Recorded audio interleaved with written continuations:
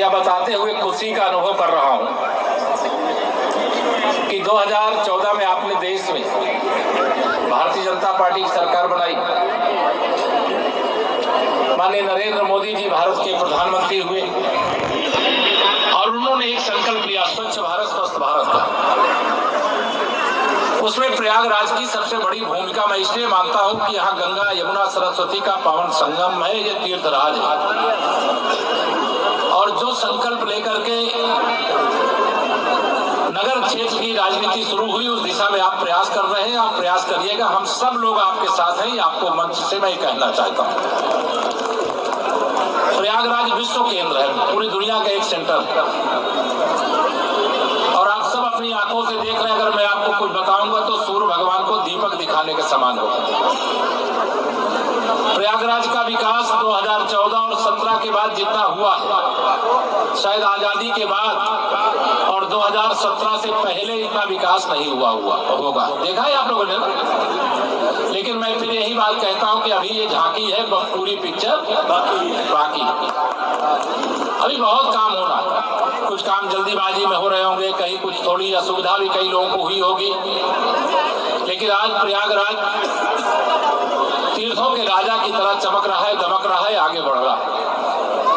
अभी इसे और आगे बढ़ाने की दृष्टि से कल माननीय प्रधानमंत्री जी प्रयागराज आ रहे हैं, मैं उनका हार्दिक स्वागत करता हूं। आज भी माननीय मुख्यमंत्री योगी आदित्यनाथ जी आए थे, कल के कार्यक्रम की समीक्षा निरीक्षण सब किए हैं। कल भी वह रहेंगे, हम लोग सब लोग रहेंगे। कल का दिन भी प्रयागराज की दृष्टि से ऐतिहासिक है। कल श्रृंगेरपुर धाम में निषाद राज जी की और भगवान श्री राम से गले मिलते हुए प्रतिमा जो लगी हुई है, निषाद राज पार्क जो बना हुआ है, पूरी रामायण आप वहाँ एक स्थान पे जाके देख सकते हैं। ऐसा वहाँ पे दृश्यावलोकन किया गया है। और कल उस पार्क का और वह जो मूर्तियां स्थापित हुई भगवान राम और निषाद राज जी के मिलन की, उसका भी लोकार्पण माननीय प्रधानमंत्री जी के द्वारा होगा। और विकास की बहुत सारी परियोजना, उसकी चर्चा मैं नहीं करना चाहता।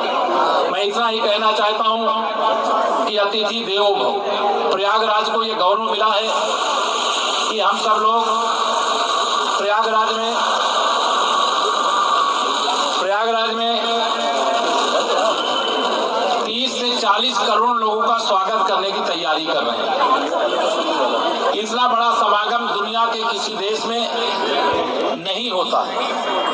यहाँ गंगा यमुना सरस्वती का ही पवित्र संगम नहीं है, यहाँ साधु संतों का संगम है। समाज के विभिन्न जो अलग अलग कारणों से कभी छोटी मोटी बातों में लड़ते भी होंगे, लेकिन यहाँ जब त्रिवेणी संगम में आते हैं तो यहाँ त्रिवेणी संगम में वह भी उसी संगम में समाहित होकर के उसी प्रकार से उसका हिस्सा बनते हैं। मैं आप सब लोगों को कल के कार्यक्रम के लिए आमंत्रित करते हुए यही कहूंगा कि जो अच्छा सुझाव, विशेष तौर से मैं प्रिंसिपल साहब का, प्रबंधक जी का भी और उनके पूरे विद्यालय परिवार का भी बहुत सम्मान करता हूं। अभी बरुआ घाट की बारादरी बन रही, वहां भी जाना था, अभी कार्यक्रम उसे स्थगित किए हैं क्योंकि जितनी देर हम लोग घूमते रहेंगे उतनी देर कार्यक्रम जो कल होने वाला है और 10-11 बजे के बीच में वहां मेला क्षेत्र में पहुंचना है।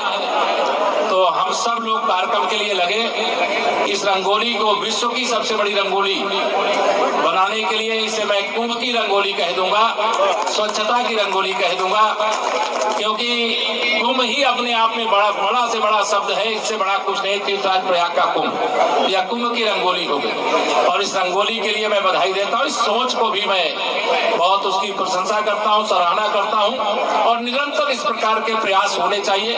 हमें स्वच्छ प्रयागराज चाहिए, हमें पर्यावरण के अनुकूल प्रयागराज चाहिए, हमें अविरल और निर्मल गंगा मैया चाहिए। हमारे प्रयागराज में देश के ही कोने कोने से नहीं बल्कि दुनिया के कोने कोने से लोग आ रहे हैं और जब प्रयागराज में आवे तो एक पवित्र संदेश लेकर के जाए, धन्य है प्रयागराज, धन्य है तीर्थों के राजा। और तीर्थों के राजा का सम्मान जैसा होना चाहिए वैसा सम्मान का भाव लेकर के सरकार की ओर से जो हो सकता है वह सब कुछ कर रहे हैं। लेकिन बिना समाज के कोई रथ एक पहिए से नहीं चल सकता, उस रथ को चलाने के लिए 2 पहिए चाहिए। स्वच्छ प्रयागराज के लिए नगर निगम प्रयास करे, लेकिन समाज भी उसमें कितना योगदान कर सकता है। दोनों पक्ष अगर समाज गंदगी फैलाता रहे और नगर निगम सफा करता रहे तो संभव नहीं है। हम भी कोशिश करेंगे कि स्वच्छता ही स्वच्छता चारों तरफ दिखाई दे। प्रयागराज के कुंभ में सरकार सारी व्यवस्था करे और समाज उस व्यवस्था को सुव्यवस्थित करने में सहयोग नहीं करे तो समस्या होती है। आप सबको आह्वान करूंगा, पूरे प्रयागराज का आह्वान करूंगा, पूरे प्रदेश का आह्वान करूंगा कि हम सब इस समय, आज मैं बात कर रहा था, 66 करोड़ से अधिक लोग उत्तर प्रदेश में इस वर्ष पर्यटक के रूप में, धार्मिक पर्यटक के रूप में आ चुके हैं। और कुंभ के मेले में 31 मार्च से पहले मुझे लगता है कि 100 करोड़ से अधिक लोग प्रयागराज के अंदर आने वाले हैं। इस बात को ध्यान में रख करके आप सब लोग कल के कार्यक्रम में आवे। आमंत्रित करता हुआ अपनी वाणी को दूंगा विराम। दोनों हाथ उठा करके बोलिए जय श्री राम।